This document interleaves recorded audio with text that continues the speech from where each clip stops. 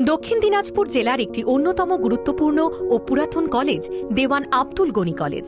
১৯৯৪ সালের ২৩শে ডিসেম্বর কলেজের পথ চলা শুরু হয় এলাকার কৃতি সন্তান ড জয়নাল আবেদিনের প্রচেষ্টায়।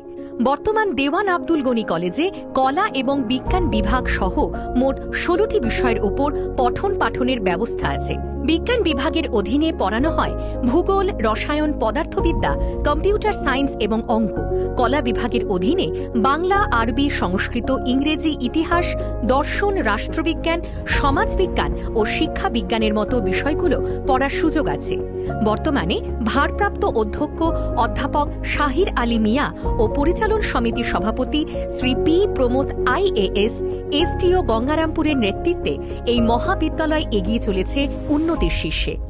দেওয়ান আব্দুল গনি কলেজে বর্তমানে ছাত্রছাত্রীর সংখ্যা ১৭০৯ জন এবং তাদের পঠন পাঠনের জন্য নিযুক্ত আছেন ১৬ জন পূর্ণ সময়ের অধ্যাপক এবং অধ্যাপিকা।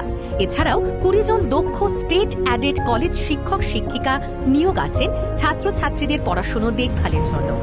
কলেজে ১৫ জন শিক্ষাকর্মী নিযুক্ত আছেন পঠন পাঠন সহ ছাত্রছাত্রীদের নানা সুযোগ সুবিধা ও নানা সমস্যা সহ কলেজের কাজকর্ম করার জন্য। অসংখ্য সরকারি স্কলারশিপের ব্যবস্থার পাশাপাশি ছাত্রছাত্রীদের নানা সুযোগ সুবিধা রয়েছে। এছাড়া রয়েছে NCC ও NSS বিভাগ। দেওয়ান আব্দুল গনি কলেজের প্রাকৃতিক পরিবেশ মনোমুগ্ধকর এবং কলেজ ক্যাম্পাস সবুজে মোড়া।